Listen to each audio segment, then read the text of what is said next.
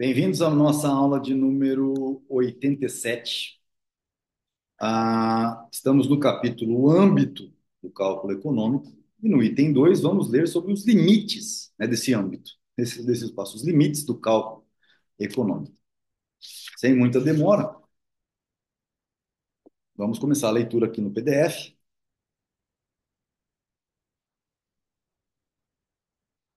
Os limites do cálculo econômico. O cálculo econômico não se aplica para as coisas que não podem ser compradas ou vendidas com dinheiro. Então, já vamos grifar isso daqui. Primeira delimitação. Ora, coisas que não podem ser compradas ou vendidas com dinheiro, não existe como você fazer o cálculo econômico. Existem coisas que não estão à venda e para cuja aquisição são necessários outros sacrifícios além do dispêndio de dinheiro. Aquele que pretende preparar-se para grandes realizações terá de empregar muitos meios, alguns dos quais implicam em dispêndio de dinheiro. Mas as coisas essenciais, necessárias para a realização deste intento, não são compráveis. A honra, a virtude, a glória, assim como o vigor físico, a saúde e a própria vida, representam na ação um papel tanto de meios como de fins, sem que possam ser considerados no cálculo econômico. Olha que coisa interessante. Coisa muito interessante. Nós vamos falar de empreendedorismo, aquilo que a gente coloca que não pode ser comprado, que você não consegue comprar das pessoas, o espírito empreendedor, a coragem, a falta de medo, o ver mais longe, o se arriscar. Então, existem coisas que não estão à venda e para cuja aquisição são necessários outros sacrifícios além do dispêndio de dinheiro. Aquele que pretende preparar-se para grandes realizações terá de empregar muitos meios, alguns dos quais implicam em dispêndio de dinheiro. Agora, as coisas essenciais necessárias para a realização deste intento não são compráveis. A honra, a virtude, a glória, assim como o vigor físico, a saúde e a própria vida, representam na ação um papel tanto de meios como de fins, sem que possam ser considerados no cálculo econômico. Existem coisas que não podem ser de forma alguma avaliadas em moeda. Existem outras que podem ser avaliadas em moeda apenas em relação a uma fração do valor que lhes é atribuído. A avaliação de um prédio antigo não considera sua importância artística ou histórica, na medida em que estas qualidades não são uma fonte de renda em moeda ou em bens vendáveis. O que sensibiliza a apenas uma pessoa e não induz outras pessoas a fazer sacrifícios para obter o mesmo prazer está fora do âmbito do cálculo econômico. Entretanto, estas considerações não prejudicam a utilidade do cálculo econômico. Todas aquelas coisas que não se incluem entre as que podem ser contabilizadas e calculadas, ou são fins, ou são bens de primeira ordem. Nenhum cálculo é necessário para que elas sejam levadas em consideração e para que seu valor seja reconhecido. Tudo que o agente homem precisa para fazer sua escolha é contrastá-las com o custo necessário para a sua aquisição ou preservação. Suponhamos que uma municipalidade tenha que decidir entre dois projetos de abastecimento de água. Um deles implica na demolição de um marco histórico, enquanto o outro para a custa de um maior dispêndio. Ou seja, o outro, com a custa de um maior dispêndio, preservaria o marco histórico em questão. O fato de que os sentimentos que recomendam a preservação do monumento não possam ser representados por uma quantia em moeda não impede a decisão da municipalidade. Ao contrário, por não poderem ser expressos em moeda, ou seja, o valor do tombamento histórico, são içados a uma posição especial que torna a decisão mais fácil. Nenhuma queixa pode ser mais infundada do que lamentar que coisas não vendáveis estejam fora do âmbito do cálculo econômico. Os valores morais e estéticos não sofrem nenhum dano, com este fato. A moeda, os preços em moeda, as transações mercantis, assim como o cálculo econômico, que se baseia nesses elementos, são os principais alvos dos críticos. Pregadores loquazes condenam a civilização ocidental como um sistema perverso de traficantes e mascates. A presunção, o farisaísmo e a hipocrisia exultam em escarnecer a filosofia do dólar, que se supõe típica de nossa época. Reformadores neuróticos, literatos mentalmente desequilibrados e demagogos ambiciosos sentem prazer em acusar a racionalidade e em pregar o evangelho do irracional. Aos olhos desses falastrões, a moeda e o cálculo são as fontes dos piores males. Entretanto, o fato de os homens terem elaborado um método para avaliar tanto quanto possível a conveniência de suas ações e para diminuir o desconforto da maneira mais prática e econômica não impede alguém de ajustar sua conduta aos princípios que considere mais certo. Então, o Mises está dizendo o seguinte: olha, apesar de todas essas críticas aí, todo mundo tem o direito de agir do jeito certo e moral. Não é porque existe o cálculo econômico que você tem que vender seus conceitos morais. Seja firme. O materialismo da Bolsa de Valores e da contabilidade comercial não proíbe a ninguém viver segundo os padrões do monge Tomás de Kempis, nem morrer por uma causa nobre. Vai lá. Não sinta inveja de quem está vivendo no bem bom.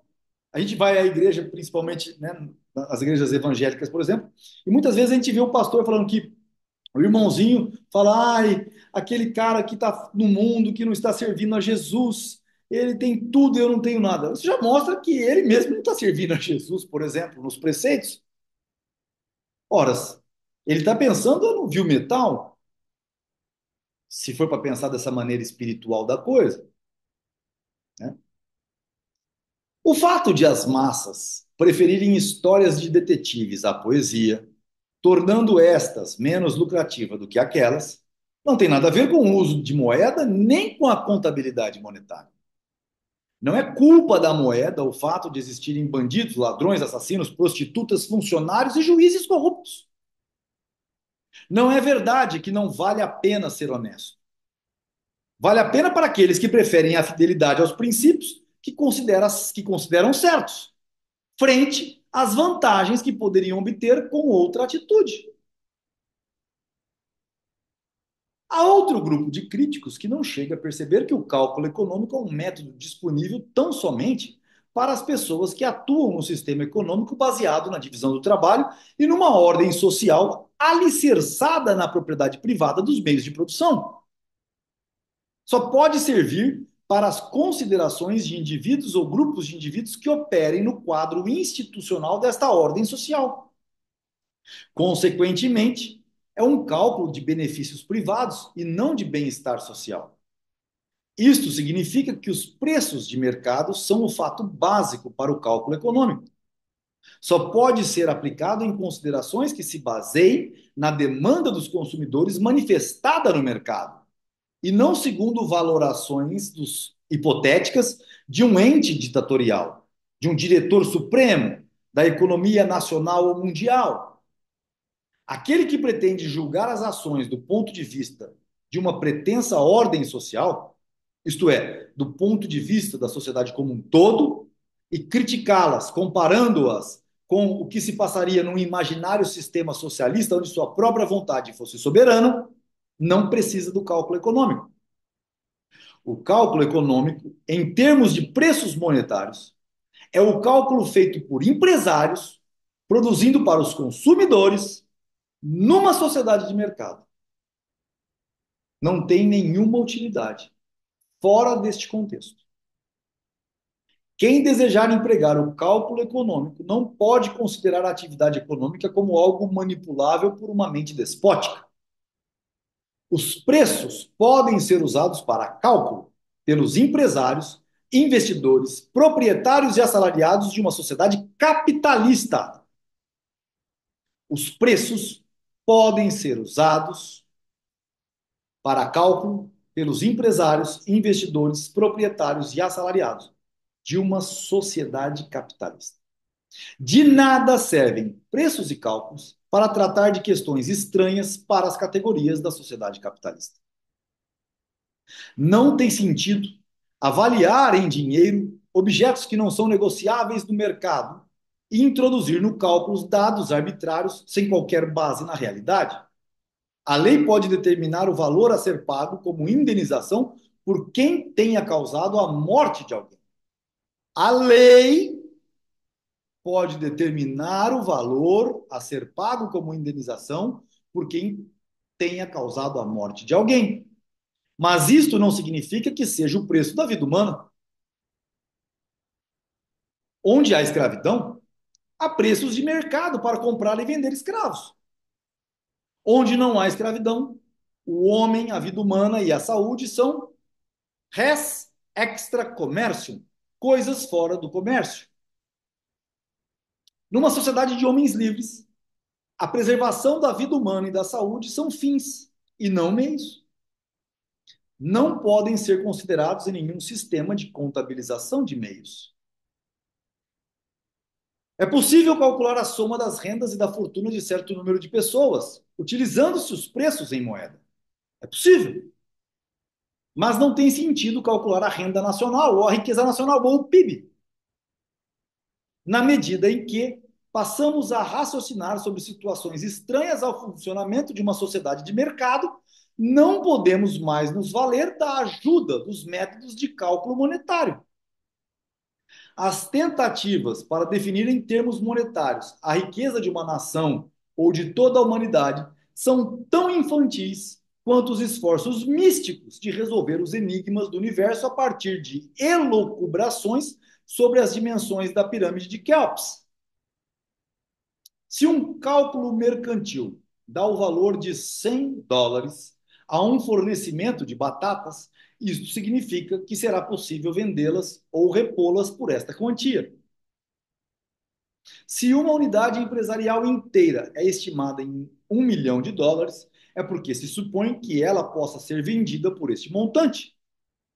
Mas qual o significado das diversas rúbricas de um balanço da riqueza total de uma nação? Qual o significado do saldo final resultante?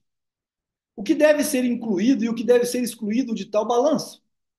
Seria correto incluir ou excluir o valor do clima do país ou as habilidades inatas ou adquiridas da população? As pessoas podem converter suas propriedades em moedas, mas uma nação não pode. Os equivalentes monetários que a ação e o cálculo econômico utilizam são preços em moeda, isto é, relações de troca entre moeda e outros bens e serviços. Os preços não são medidos em moeda. Eles consistem numa certa quantidade de moeda. Os preços ou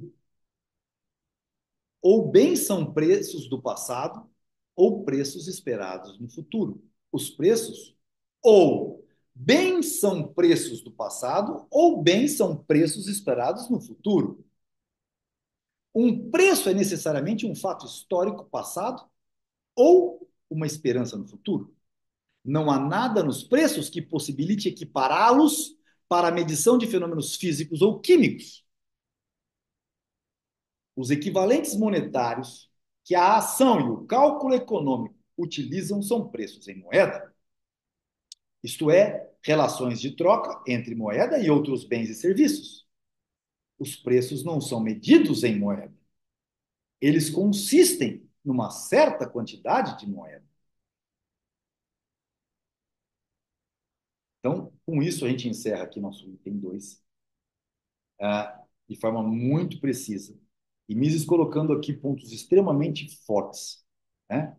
Ou seja, os preços não são medidos em moeda. Eles consistem numa certa quantidade de moeda. Não há valor objetivo, é isso que Mises está querendo dizer. Quando você troca algo por R$ 20, quem está te entregando esse algo por R$ 20 valora os R$ 20 mais do que aquele algo, enquanto você valora menos os R$ 20 e mais o algo que está trocando. Este é o ponto que tem que ficar muito claro e toda vez eu vou repetir para vocês. Senão, senão, ó, o Mises começa a ficar bravo ali em cima. Tá certo? Então, até a próxima aula, pessoal.